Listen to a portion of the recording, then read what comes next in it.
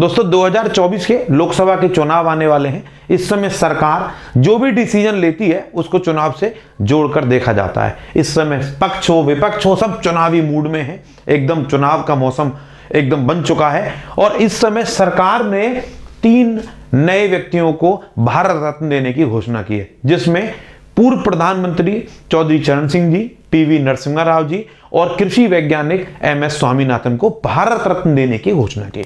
अब भारत रत्न जो दिया गया, उस भारत रत्न को देने को सरकार के जो चुनाव है उससे जोड़ के देखा जा रहा है कि चुनाव में इसका कैसे फायदा लिया जा सके, इसलिए इन्हें भारत रत्न दिया गया है, ऐसा विपक्षी पार्टियां इल्जाम लगा रही हैं। भारत रत्न क्या होता है, चुनाव से भारत रत्न को कैसे जोड़ के देख रहे हैं लोग, क्यों उनपे ये कह रहे हैं कि इनको इसलिए भारत रत्न मिल रहा है कि चुनाव आ रहे हैं, इसका क्या वास्तव में क्या मायने हैं, इस पे चर्चा करते हैं। अभी हाल ही में सरकार ने पूर्व उप प्रधानमंत्री लालकृष्ण आडवाणी जी और बिहार के पूर्व मुख्यमंत्री कर्पूरी ठाकुर जी को भारत रत्न प्रदान किया। अब ये 3 नए नाम, इसका क्या मतलब मायने, इसके क्या निकाले जा रहे हैं। चौधरी चरण सिंह जी, जिन्हें किसानों का मसीहा कहा जाता है, देश के 5वें प्रधानमंत्री थे, जो कभी संसद नहीं गए। उनके कार्यकाल में जब उनका अपना बहुमत सिद्ध नहीं कर पाए और कार्यकाल में उस समय संसद का सत्र संपन्न ही नहीं हुआ, संसद आहूत नहीं हुआ, तो चौधरी चरण सिंह जी को भारत रत्न की घोषणा की गई है। पीवी नरसिम्हा राव, जो देश के 9वें प्रधानमंत्री थे, जो आर्थिक सुधारों के जनक कहे जाते हैं, उन्हें भी भारत रत्न दिया जाना है। मरणोपरांत इन्हें भारत रत्न मिलेगा। एमएस स्वामीनाथन कृषि क्रांति के जनक हैं, ये इन पे दबाव था घर से सिविल सेवा की तैयारी करने के लिए, पुलिस की नौकरी ज्वाइन की, छोड़ दी, पुलिस की नौकरी नहीं की और फिर कृषि के क्षेत्र में अपना रिसर्च की और इन्हीं की वजह से अनाज की जो दुविधा थी वो खत्म हुई और देश में अनाज का भंडार भर गया।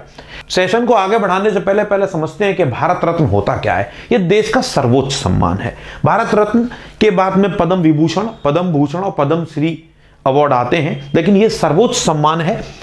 भारत रत्न देश का सर्वोच्च नागरिक सम्मान है। यह सम्मान राष्ट्रीय सेवा, कला, साहित्य, विज्ञान, सार्वजनिक सेवा और खेल के क्षेत्र में दिया जाता है। अपने क्षेत्र में अहम कार्य योगदान से देश को गौरव बढ़ाने वाले लोगों को यह सम्मान दिया जाता है। 2011 से पहले यह पुरस्कार सिर्फ कला, साहित्य, विज्ञान और समाज सेवा के क्षेत्र में दिया जाता था, लेकिन 2011 से इसमें संशोधन किया गया और ये अब सभी क्षेत्रों में अपने विशिष्ट योगदान के लिए दिया जाता है। भारत रत्न में क्या होता है, इसमें एक पदक और एक प्रशस्ति पत्र दिया जाता है। आप देख सकते हैं इस तरीके का एक पदक दिया जाता है भारत के राष्ट्रपति के, जिसपे हस्ताक्षर होते हैं। इसके साथ उसे तांबा धातु से बना करीब 5.8 सेंटीमीटर लंबा, 4.7 सेंटीमीटर चौड़ा और 3.1 मिलीमीटर मोटाई का पीपल की पत्ती के आकार का एक पदक दिया जाता है। इस पर चमकते हुए सूर्य की कलाकृति बनी होती है। नीचे हिंदी भाषा में भारत रत्न लिखा होता है। भारत रत्न जो है उसमें मिलने में क्या क्या सुविधाएं मिलती हैं भारत रत्न से, इसकी भी थोड़ी सी बात करते हैं। भारत रत्न में कोई रकम नहीं दी जाती, बल्कि कई प्रकार की सुविधाएं इसमें दी जाती हैं। भारत रत्न से सम्मानित व्यक्ति जिस भी किसी राज्य में जाता है, वहां की सरकार उसको विशेष अतिथि के रूप में उसका स्वागत करती है। उन्हें परिवहन, बोर्डिंग, राज्य में ठहरने की सुविधा दी जाती है। नियम के आधार पर विस्तारित सुरक्षा भी दी जाती है, मतलब जो नियम है उसके हिसाब से उनको सुरक्षा दी जाएगी और सुविधाएं दी जाएंगी। इसके अलावा उन्हें अहम सरकारी कार्यक्रमों में शामिल होने का न्योता दिया जाता है। जो भी सरकारी कार्यक्रम होते हैं उनमें उन्हें बुलाया जाता है। बड़े कार्यक्रमों में, संसद की बैठकों में वो शामिल हो सकते हैं। इस सम्मान को अपने नाम से पहले या बाद में नहीं जोड़ा जा सकता। हालांकि इसे पाने वाले अपने बायोडाटा, लेटर हेड या विजिटिंग कार्ड आदि पर राष्ट्रपति द्वारा भारत रत्न से सम्मानित या भारत रत्न पुरस्कार प्राप्तकर्ता लिख सकते हैं। मतलब ये जो सम्मान है इसको वो अपने नाम के आगे नहीं लगा सकते, लेकिन लेटर हेड वगैरह पे लिख सकते हैं भारत रत्न प्राप्तकर्ता, इस तरीके से लिख सकते हैं। भारत रत्न जो दिया गया है, अब इसके मायने जरा पहले समझते हैं। ये जो भारत रत्न है, जो सबसे पहले चौधरी चरण सिंह, जो किसानों के बहुत बड़े नेता कहलाते हैं, इनको भारत रत्न दिए जाने के क्या मायने हैं। उत्तर प्रदेश से आने वाले चौधरी चरण सिंह जाट समाज से आते हैं और जाट बाहुल्य सीटों पे इनका दबदबा है। मतलब जो जहां पे जो सीटें हैं, जैसा यूपी में कुल लोकसभा की 80 सीटें हैं। अगर आप पश्चिमी यूपी में देखोगे जहां से आते हैं, तो वहां पे 27 सीटें हैं। लोकसभा की सीट जहां जाट तय करते हैं जीत और हार, उनमें से लगभग 14 सीटें ऐसी हैं जिनमें जीत और हार तय करते हैं। तो सरकार मतलब जो विधानसभा है उसमें 15% से ज्यादा जाट वोट हैं, तो सरकार कहीं ना कहीं इन वोटों को साधना चाहती है, ऐसा विपक्ष भी कहता है और ऐसा सरकार का टारगेट भी है कहीं ना कहीं कि सरकार इलेक्शन से पहले इसको देने का मतलब है कि सरकार कहीं ना कहीं इन्हें साधना चाहती है। हालांकि किसानों के बड़े नेता हैं, उनको भारत रत्न दिया जाना सभी किसान समाज का, सभी किसान भाइयों का सम्मान है, ऐसा हमें भी लगता है और सभी किसान भाई समझते भी हैं, क्योंकि चौधरी चरण सिंह जी ने किसानों की आवाज को बहुत प्रखरता से उठाया। अब इसके बाद बात करते हैं पीवी नरसिम्हा राव की। पीवी नरसिम्हा राव का जन्म 28 जून 1921 को करीमनगर में हुआ। उन्होंने हैदराबाद की उस्मानिया यूनिवर्सिटी और नागपुर विश्वविद्यालय से अपनी पढ़ाई की। आंध्र प्रदेश से उन्होंने अपना राजनीतिक करियर शुरू किया। 1957 से 1977 तक आंध्र प्रदेश विधानसभा के सदस्य रहे। आंध्र प्रदेश सरकार में 62 से 64 तक कानून एवं सूचना मंत्री रहे।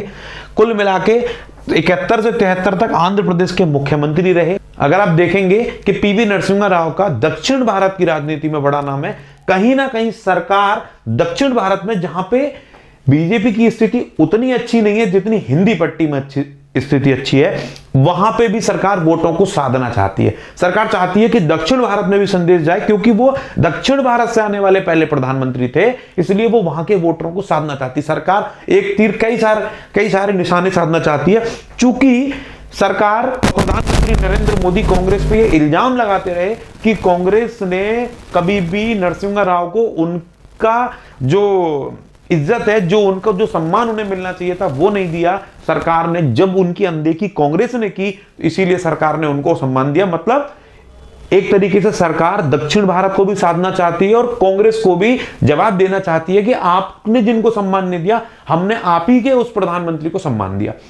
अब सरकार ने इधर चौधरी चरण सिंह जी को साधा, किसानों को साधा, जाट बाहुल्य क्षेत्र को साधा, उत्तर प्रदेश की उन सीटों को साधा जहां पे जाट बहुमत में है, जहां पे जाट सीट का निर्धारण करते हैं। दक्षिण भारत से सरकार ने नरसिम्हा राव जी को भारत रत्न देके दक्षिण भारत के वोटरों को भी साधने का काम किया। उसके बाद में सरकार ने तीसरे जो व्यक्ति हैं, जो एमएस स्वामीनाथन है, उनको भारत रत्न दिया, जिन्होंने कृषि के क्षेत्र में बहुत अपना योगदान दिया। एमएस स्वामीनाथन कोई छोटा नाम नहीं है, इन्होंने बहुत सारे इन्हें अवार्ड पहले भी मिल चुके हैं। पद्म भूषण जैसे सम्मान से इन्हें नवाजा गया है। अब इनको भारत रत्न दिया गया। इससे भी कहीं ना कहीं कृषि इससे संबंधित जुड़े लोगों को सरकार साधना चाहती है। सरकार जो लोग कृषि का क्षेत्र है उससे जुड़े किसान जो हैं उनको साधना चाहती है। तो सरकार ने एक तीर से कई निशाने लगाने का कार्य किया है और उसके बावजूद भी सरकार एक संदेश देना चाहती है कि यहां पे वो समानता का भाव दिखा रही है। प्रधानमंत्री कांग्रेस के और सम्मान दिया उनको हमने, सरकार ऐसा दिखाना चाहती है। इससे पहले सरकार ने पूर्व उप प्रधानमंत्री लाल कृष्ण आडवाणी जी को भारत रत्न प्रदान करके ये संदेश दिया कि सरकार ने अपने ही बड़े जो उनके मार्गदर्शक मंडल के जो पार्टी के संस्थापक हैं, जिन्हें पार्टी का भीष्म पितामह भी कहते हैं, उन्हें दरकिनार नहीं किया, पार्टी ने उनका भी सम्मान किया। मतलब जो पार्टी के पुराने नेता हैं, जो पार्टी के जिन्होंने पार्टी बनाई, उन लोगों का भी सरकार ने उनको अलग नहीं निकाला, उनका भी सरकार सम्मान कर रही है। वहां पे सरकार ने संदेश देने की कोशिश की। कर्पूरी ठाकुर जी जो बिहार का पिछड़ी जाति में जिनका बहुत नाम है, उन्होंने बिहार के वोटरों को साधने के लिए उसको भी सरकार ने जोड़ा। मतलब सरकार ने एक तरीके से एक साथ कई सारे समीकरण साधने की कोशिश की है। ये जो भारत रत्न मिले हैं 3, ये 51, 52 और 53 लगभग, अब ये 51, 52, 53 नंबर के भारत रत्न है, तो 53 व्यक्तियों को अब तक भारत रत्न दिए जाते हैं। ये जो भारत रत्न है ये भारत का सर्वोच्च सम्मान है। भारत के किसान नेता चौधरी चरण सिंह जी, पीवी नरसिम्हा राव जी और एमएस स्वामीनाथन जी को सम्मान मिलना वास्तव में गौरव का पल है। किसानों के लिए भी गौरव का पल है। आप इस बारे में क्या सोचते हैं, अपनी राय कमेंट सेक्शन में जरूर दें और वीडियो में लास्ट तक बने रहने के लिए आपका बहुत बहुत शुक्रिया। अपना बहुत ध्यान रखें। धन्यवाद।